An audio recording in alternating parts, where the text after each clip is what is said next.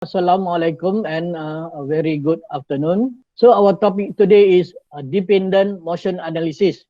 Our lesson objective today is for you to be able to relate the positions, velocities and accelerations of particles undergoing a dependent motion. So dependent motion occurs when two or more particles or rigid body interconnected to each other by an inextensible cables or linkages. These cables will always have a constant length, even we give it a force or torque. And actually, it's not only cables, it can also be a linkages such as a bar, a connecting rod, and so on. And it can be also in terms of a gear. So whereas the cables is inextensible, therefore the displacement, velocity, and acceleration of each particles are related to each other based on how they are connected.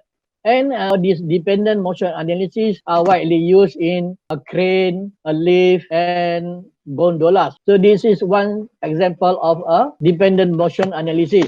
So how we can determine this velocity of B if we have a very complicated pulley system. So this is what we are going to explore in this topic. In this diagram, we have block A and B attached to one cable, and that cable is going through a pulley. Here, if we pull down the B downward the slope, then of course A will increase upward the slope at the same velocity of B and as well as the same acceleration of B. So the ratio is 1 to 1. So in a very complicated case, we can use a technical approach. First, we need to find the position coordinate from a fixed datum line.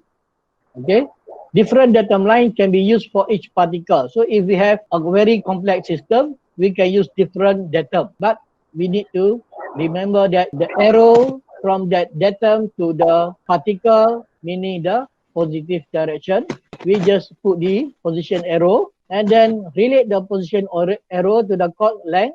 Any segment of chord that did not change or constant in length during the motion can be left out. So make sure you know that it is constant, then you can left it out. Okay, and the third is we just need to differentiate the equation. So remember that if we have more than one chord, so we will have more than one equation. So meaning one chord will give you one equation, and if you have two different cable, you will have two equation, and if you have three cable, you will have three equation. This equation can be linked together to get a solution to the problem. So lastly, we just need to differentiate. First differentiation, we give the velocity equation, and the second differentiation, we will give the acceleration equation.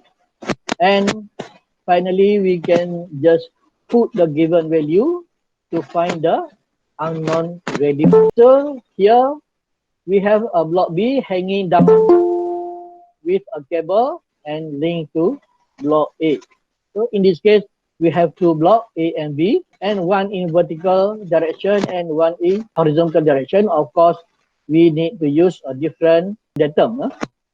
And this is because hanging from the ceiling, this is also fixed. So we use this as a datum for SD.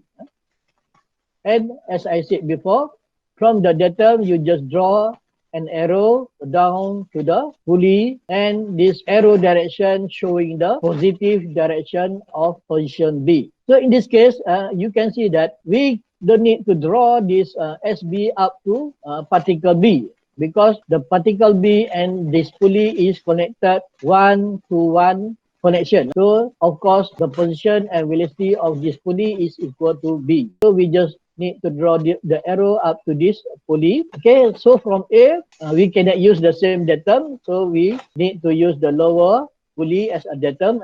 And again, from this pulley to A, and the cable from the upper datum to the lower datum, as we can see here, it is a fixed position because this pulley is fixed and this pulley is fixed. So this is a constant height H. The red segment along the pulley is also constant, so we can neglect it. The cable above the datum is also constant. So by using this arrow, we can now write the equation. So from this drawing, we can see that only one cable involved. Of course, we will have only one equation. So from here, this is constant, so left out, and from the first datum we get SB, we have SB, and this is also constant, this is again SB, so now we have 2 SB, and again around the datum is constant and H is constant, and from this pulley to A we have another SA. So our equation will be 2SB plus H plus SA equal to L. This is the position equation. So once we differentiate this equation, we will get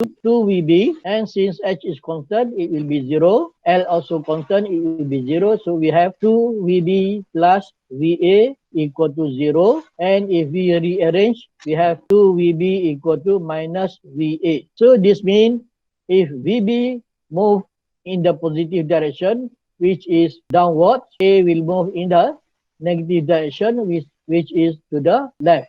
And using this velocity equation, we can just differentiate once more. Then we have 2AB equal to minus AA.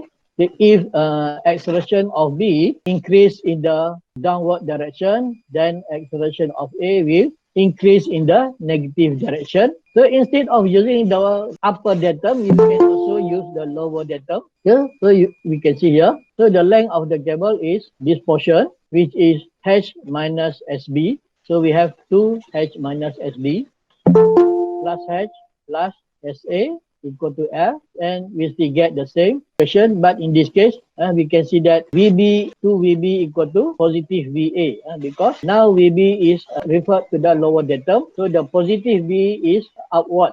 So if B moves up, then A will move to the right, which is also in the positive of A.